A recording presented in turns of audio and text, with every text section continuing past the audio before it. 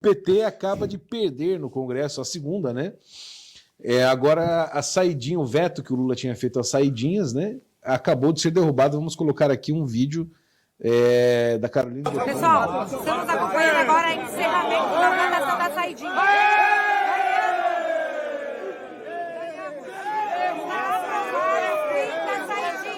Vamos falar aqui com o Henrique. Parabéns para o relator aqui na Câmara Federal. Fez um grande esforço para receber o projeto, Uma alegria, agora o Senado também tem que derrubar o projeto, mas a primeira etapa, a Câmara já venceu 314, a gente precisava de 257 votos. Vamos manter firme aqui e esperar que o Senado faça o mesmo que a Câmara fez, represente a vontade do povo. É o fim da saidinha. Então, pessoal, agora vamos ver a votação no Senado. Saidinha. Fim da saidinha. Olha, uma coisa boa, hein? Só que trica os caras. Não, tá bom. Muito Tá bom. Estou de parabéns, o Derrite. Mas ainda pode passar no plenário do STF, né? ainda tem o terceiro turno. Tem o terceiro turno. Tem o terceiro turno com o STF. Mas é bom que isso tudo vai ficando Consubstanciado. escancarado, né? É. Vai ficando escancarada a palhaçada toda, né? Se chegar no STF. Sim, e depois teve a segunda derrota hoje, que foi o Congresso mantendo o veto do Bolsonaro à criminalização das fake news nas eleições. Foi uma votação de 371 votos para manter o veto a 139. Porra, cara, Foi arrasador. Foi goleada. Assim. Goleada. O PT tentou, mas fracassou e a oposição festejou. Era a Lei de Segurança Nacional, né? Que criminalizava a disseminação em massa de fake news durante as eleições. Essa votação refletiu a vitória para o bolsonarismo, para a nação inteira, obviamente, que argumenta que a definição de fake news é subjetiva e só pode ser usada como ferramenta política. O veto manteve fora da lei penas de até 5 anos para quem espalhar informações falsas em massa durante o período das eleições. Isso, na prática, o STF já estava fazendo, mas daí, se consubstanciar ele, assim, aí acabou. Né? Do período das eleições para todo o período fora da eleição, né? Foi como a Carminha disse, né? É só até acabar a eleição, eles estão nessa ainda, né? Só a cabecita. Só a cabeçola. Paulo. Bom, uma coisa que eu queria perguntar para o Silvio. Silvio, o que é que explica isso o que é que explica essas duas derrotas? Cara, porque o que eu vejo é o seguinte, o governo está sem articulação no Congresso. O governo não tem base. O governo não tem base nenhuma, cara. E quem que estava fazendo a articulação, pelo que eu entendi, era o Lindbergh Faria, cara. Meu Deus. A articulação ficou só cara, cara, o Lindinho, cara, o Lindinho fazendo articulação. Cara, o namorado da Glaze. Não dá, cara. Acabou, né, cara? Acabou. Acabou. O governo não tem nenhuma base no Congresso. O PT perdeu o José Dirceu e ganhou um Lindbergh. Nossa Senhora. Meu Deus. Eu fosse petista, assim, raiz, né? Como esse Rui Falcão. Ele tá rasgando com a unha, né? Você vê. Acabou, né, cara? Assim, não tem. Só tem agora assim. Cara, o PT tinha articuladores competentes. Oi? No meu Telegram? Articuladores competentes, como, por exemplo, o Arlindo Chinalha, cara. O próprio Jacques Wagner, que está no Senado, que é um articulador competente, pô. Até o Zé Cueca lá, como é que é? O irmão do Genuíno? O Maranhão lá? O Maranhão? Não, o irmão do Genuíno. Teve o assessor que foi pego com dólares na cueca. Ah, sim. Até ele é um articulador melhor, cara. Sim. Tá? Agora não, acabou. Não tem. Agora é o Lindbergh, o Felipe Neto. Não tem, cara. Mas assim, o que acontece, Brigada? Todos os quadros do PT foram presos, né, e desapareceram no Lava Jato ou no Mensalão. E o partido não se renovou. Tá? O Lula deixou a Gleisi Hoffmann, enquanto ele estava preso, cuidando dos negócios. Sim. Né? Ela, com aquela mão de ferro dela, autoritária, não deixa ninguém crescer. Né? Ela só deixa o Lindbergh crescer, né? Falou que pôde crescer debaixo dela. Claro. Né? E o pessoal está falando terceira derrota, a derrota do financiamento de pautas como aborto? Não entendi. Não sei também. É o Zé Guimarães. Zé Guimarães. E de fato, agora, Briguei, isso aí reflete o que a gente já tem falado desde o começo, né? Pelo menos do meio do ano passado, a gente já estava claro que o governo não tem pauta, né? O governo não tem proposta e o governo não tem política. Porque até agora o governo não fez nada. Né? E sequer tentou. O governo conseguiu passar o fim da lei de responsabilidade fiscal ainda durante o governo Bolsonaro. Sim. Que foi uma espécie de acordo, assim, né? De vamos dar um voto de confiança a esta gangue. Né? E depois não fez mais nada. Né? E o que acontece? O Lira... Quer dizer, fez, né? O Lira vem sabotando, né, batendo no líder do governo, o Congresso, que seria o articulador, que é o... Já vou lembrar o nome dele. E desde o começo, falou, esse cara não sabe fazer, esse cara está prejudicando o governo. Guimarães, não era o Guimarães? Não, esse agora, que é o... Procurei, Bernardo. O que é?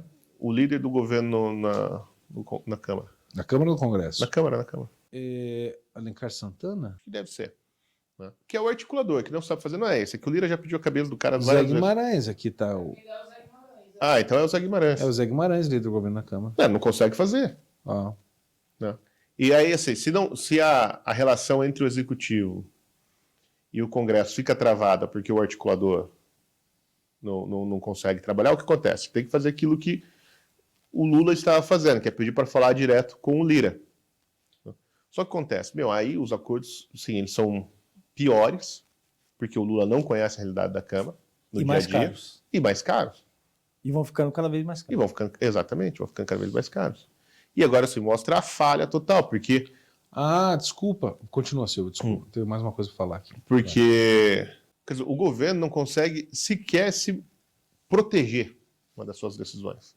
Quanto mais passar coisa nova. Então, assim, é óbvio que esse governo acabou. Se nós estivéssemos num parlamentarismo, esse governo já teria caído no final do ano passado.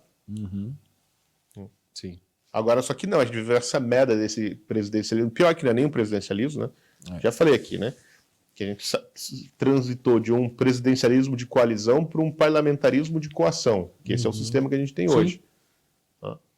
É óbvio que o Congresso coage o governo federal. Sim. Né? E como o Lula é um governante fraco, né? Quer dizer, não é só que ele é o governo é fraco, ele vai ficar mais acuado ainda. O Bolsonaro ainda tinha as ruas para se proteger. Depois que ele entregou o governo para o Lira, ele ainda tinha as ruas que fazia o meio de campo, e o Lira e o governo tinham ainda uma agenda de reformas meio parecidas, que dava para caminhar junto, tinha que pagar a conta da pandemia e não dava para fazer muita reforma, né? Mas ainda caminhava mais ou menos fez muita em coisa. sintonia. Né? Agora, o Lula não. Né? O Lira e o Lula não tem nada em comum. O Lira só quer os cargos do governo que dá para arrancar de lá. Sim. Né? Então, assim, a gente está fudido. Por quê? Porque não... Bom, o pior a gente sabe. O pior é o governo conseguindo levar para frente suas pautas. Isso seria o pior cenário. Né? Porque pode ser que mude com a eleição do novo presidente da Câmara. Né? Mas o governo também não conseguir fazer nada também é ruim. Porque o país está estagnado. Sim. Né? O país está estagnado, fica parado politicamente. Nada acontece. Né? A pessoa está falando, nossa, vocês estão lamentando, aqui o Rodolfo falou, vocês estão lamentando a falta de qualidade de circulação da quadrilha? Não estamos lamentando, estamos constatando. A gente está constatando, porque veja, Rodolfo, o PT ele já foi o partido mais importante do país, Sim. mais bem articulado. Veja, o PT ele fez todo mundo engolir o mensalão, menos um deputado, segundo o ministro Joaquim Barbosa, que foi o deputado Jair Messias Bolsonaro. E o Enéas, né? O resto, todo mundo engoliu o mensalão. Tá? Isso aí foi o quê? Foi uma grande obra de articulação do Lula e do José Dirceu. Então, o que eu estou querendo dizer é o seguinte, que este é um partido decadente, né, que é um governo decadente, que não tem controle do país. É óbvio que a gente não está lamentando. Isso é um bom cenário, né? Sinal de que a oposição está funcionando. Está funcionando. Quer dizer, não é exatamente a oposição, né? É mais o Lira. É mais uma posição, né? Exatamente. Está funcionando. O que a gente lamenta é que, assim, que vão ser 4 anos que o Brasil vai ficar parado. Isso me lembrou uma frase, acho que é do Jordan Peterson. Se você tem medo do que um homem forte pode fazer? Então, você não imagina o que um homem fraco é capaz, do mal que um homem fraco, um covarde, né? Um homem fraco, um covarde é capaz de fazer. Então, é isso. O governo está fraco, então, o mal que ele pode fazer o rapaz que fez o comentário agora? Ronaldo. O Ronaldo, né? A gente não está lamentando. E isso é um sinal de perigo, entende? Sim. Que um governo fraco é capaz de qualquer coisa. Exatamente. Qualquer coisa. Um cara que sofre, um governante que sofre 3 derrotas hoje, como ele sofreu 3 derrotas hoje, seguidas. E humilhantes, hein? Três derrotas humilhantes no Congresso Nacional. Não, e pautas importantes para a direita, né? Pautas importantes para a direita e para a esquerda Essa também. foi a terceira. O Congresso mantém proibição de verba para aborto e mudança de sexo. O trecho havia sido vetado pelo Lula na Lei de Diretrizes Orçamentárias. Então, o Congresso rejeitou o veto do presidente, né, ao trecho da Lei de Diretrizes Orçamentárias que veda a destinação direta ou indireta de verbas da União para promover, incentivar e financiar temas que são bandeiras da oposição, como, por exemplo, aborto e mudança de sexo. Então, gente, isso aí é sinal de... Quer dizer, é lançando o governo numa situação de desespero mesmo. Isso é verdade. Agora eu não estou brincando. Sim. A esquerda está desesperada. Não. Esse governo está fraco. Sim. É evidente que esse governo está fraco. Está enfraquecido. Né? E não que a esquerda esteja, mas o governo está. De um governo fraco, cara, você espera qualquer coisa. Sim. Os caras vão fazer. O que acontece? O Centrão, articulado pelo Lira, entrou dentro do governo igual uns cupins. E estão comendo ele de dentro para fora. Sim, estão cupinizando. E agora o que acontece? Agora está ficando claro que o governo não tem mais poder de barganha. Está ficando sem dinheiro também. Porque, veja, a saidinha era um ponto importantíssimo para o PT. Porque o crime organizado vai vir cobrar isso aí.